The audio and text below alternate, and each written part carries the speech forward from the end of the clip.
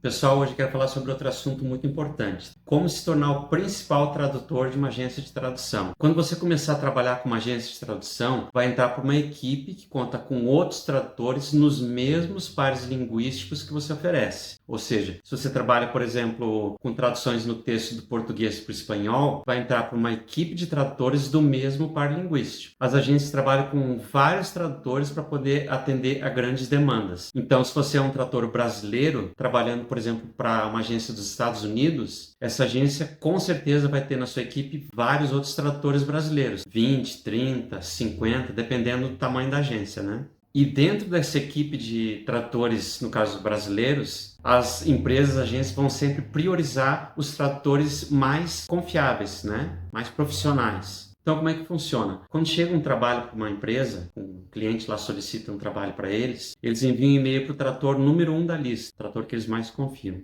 perguntando se ele ou ela está disponível. Se esse tradutor número 1 demorar para responder o e-mail, a agência envia solicitação para o tradutor número 2, para a segunda pessoa que eles confiam. Se o tradutor número 2 aceitar e dizer que está disponível, a agência vai enviar um e-mail para o tradutor número 1 dizendo que o trabalho não está mais disponível, que a vaga já foi preenchida, né? Ou seja, o tradutor número 1 é o primeiro a receber essa oferta do trabalho. Se ele não puder aceitar o trabalho porque já está ocupado com outro projeto, ou se não responder o e-mail a tempo, a agência envia o trabalho para o tradutor número 2 e assim por diante, até que alguém responda e aceite o trabalho. E o que isso quer dizer? Quer dizer que se você for contratado por uma agência, precisa trabalhar com seriedade e profissionalismo, para que a agência confie em você e para que você entre nessa lista dos melhores tradutores, dos mais confiáveis deles. E o que você tem que fazer para se tornar um dos tradutores mais confiáveis da agência? Esse é o tema do vídeo de hoje. Eu vou dar algumas dicas sobre o que você pode fazer para se tornar o principal tradutor de uma agência ou cliente, o mais requisitado.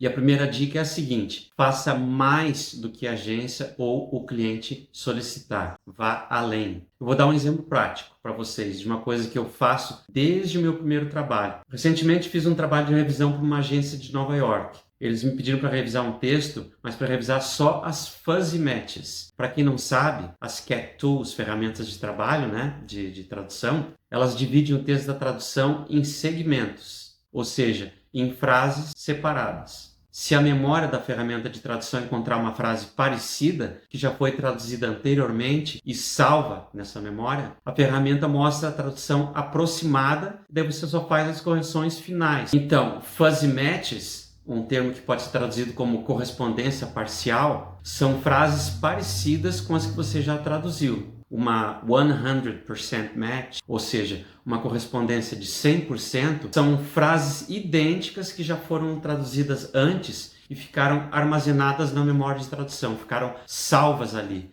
Então, toda vez que elas aparecerem novamente em outras traduções, ela já vai ser preenchida automaticamente. Voltando então para o assunto ali, como eu falei, a agência me pediu para revisar só as correspondências parciais. Frases que eram de 75% a 99% semelhantes. Então era um trabalho de revisão, para revisar as correspondências parciais do texto. Esses segmentos já tinham sido traduzidos por outra pessoa, por um outro tradutor. Minha função era revisar a tradução dos segmentos com correspondências parciais. Só que quando eu comecei a fazer o trabalho de revisão, eu identifiquei vários erros também nos segmentos com correspondência de 100%.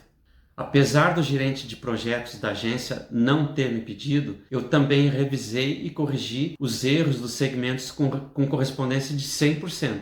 Tinha vários tipos de erros. Erros gramaticais, frases literais demais que não soavam claras, que soavam estranhas, termos traduzidos incorretamente, falta de clareza e concisão e outros tipos de erros. Ou seja, eram coisas ali que não dava para ignorar. Para esse trabalho de revisão que eu fiz, a agência estava me pagando por hora. Como vocês sabem, as agências podem pagar por palavra ou por hora de trabalho, né? Para tradução é um valor e para revisão geralmente é metade desse valor. Para esse trabalho especificamente, um total de 3 horas, ou seja, eles tinham uma estimativa de que eu demoraria em torno de 3 horas para fazer essa revisão. Mas, como eu fiz mais do que o que eles me pediram e também corrigi os segmentos com correspondência de 100%, eu demorei em torno de 1 hora a mais. Então, em vez de 3 horas, eu levei 1 hora a mais do que a estimativa feita por eles. Aí eu terminei o trabalho e mandei um e-mail para o gerente de projetos, dizendo que já tinha concluído a revisão, que tinha identificado erros em vários segmentos com correspondência de 100% e que eu tinha corrigido os segmentos também para que a qualidade do trabalho fosse mantida em toda a tradução, para que não ficassem esses erros grotescos ali, né? Eu fiz isso sem esperar nada, tá, pessoal? É um hábito que eu tenho. Eu não me importo em trabalhar um pouco a mais, mas manter sempre a qualidade no que eu faço. Só que no dia seguinte, o gerente de projetos me mandou um e-mail agradecendo. Ele mandou essa mensagem que está aí em inglês, né? E que eu vou traduzir para vocês. Muito obrigado pelo seu profissionalismo e dedicação nesse trabalho. Suas atitudes destacam dos demais tradutores e valorizamos muito nossa parceria. Sugiro pagarmos 2 horas a mais pelo seu trabalho extra. E qual que é a moral dessa história aqui, pessoal? Por fazer mais do que foi solicitado, eu me tornei um dos principais e mais requisitados tradutores dessa agência. E ainda ganhei um feedback positivo deles lá no PROS. Um excelente feedback. Além disso, meu esforço valeu a pena, porque eu ganhei 2 horas a mais. Eles me pagaram por 2 horas a mais de trabalho, sendo que eu gastei 1 hora a mais. Ou seja, foi muito benéfico para mim, né? E para eles também. Então, meu primeiro conselho é esse. Façam mais do que pedirem para vocês. Vocês só têm a ganhar com isso. Eu garanto.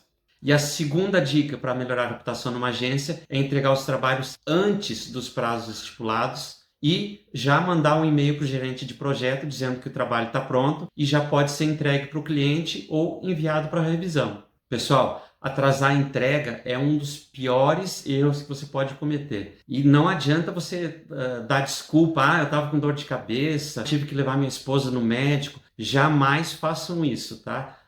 Dar esse tipo de desculpa é uma falta total de profissionalismo. Se você atrasar na entrega do trabalho, as agências não vão mais confiar em você e provavelmente não vão mais te mandar trabalho. Mas, se além de entregar no prazo, você fizer mais do que isso, você entregar antes do prazo combinado, vai ganhar muitos pontos com a agência, demonstrando ser um profissional confiável, uma pessoa que ele sempre pode confiar.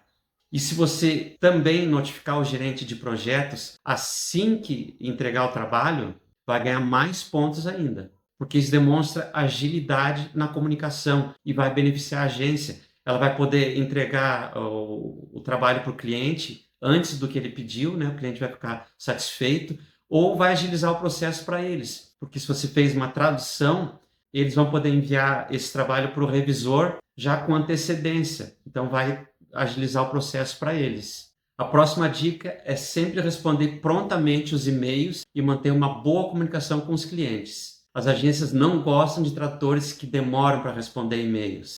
Passa uma impressão ruim, né, pessoal? De indiferença, de falta de profissionalismo e comprometimento. Então, tentem sempre responder prontamente os e-mails e manter uma boa comunicação, né? Ser cordiais, gentis e simpáticos com os gerentes de projeto. Outra ótima dica para melhorar a tua reputação com uma agência de tradução é ser participativo, demonstrar interesse e dar sugestões que possam melhorar a qualidade do trabalho ou agilizar o processo no geral. Eu vou dar um exemplo prático para vocês entenderem. Tem uma agência para qual eu trabalho que me manda serviço de legendagem já há um bom tempo. Eles tinham uma preferência de fazer isso aí no MemoQ. Apesar de ser uma ótima ferramenta de tradução, o MemoQ ele é limitado para serviços de legendagem. Tem softwares muito mais avançados, eficientes e ágeis para a legendagem, como o Subtitle Edit, que é uma ferramenta específica para a legendagem, então não tem comparação. É infinitamente superior ao Trados, ao MemoQ e qualquer outra ferramenta. Então, eu mandei um e-mail para eles, né, falando sobre as vantagens de usar o Subtitle Edit. Eu expliquei que era uma ferramenta gratuita, que podia agilizar o processo e garantir muito mais qualidade nos trabalhos. O gerente de projetos achou uma boa ideia, mas sugeriu a gente fazer um teste, né, para ver se o processo todo ia funcionar bem. Deu tudo certíssimo, eu consegui entregar o trabalho muito mais rápido, com uma qualidade bem superior e dentro dos mais altos padrões, né? Nível Netflix, HBO. O cliente adorou o trabalho e a agência passou a usar o Subtitle Edit para serviços de legendagem. Ou seja, a minha sugestão ajudou a empresa, né? eles ficaram muito gratos e passaram a me ver como não só como um tradutor, mas também como uma espécie de consultor, como um especialista que pode ajudar eles no crescimento da empresa. Então, seja proativo e participativo. Por hoje era isso, né? São dicas extremamente úteis que com certeza vão ajudar vocês no crescimento profissional.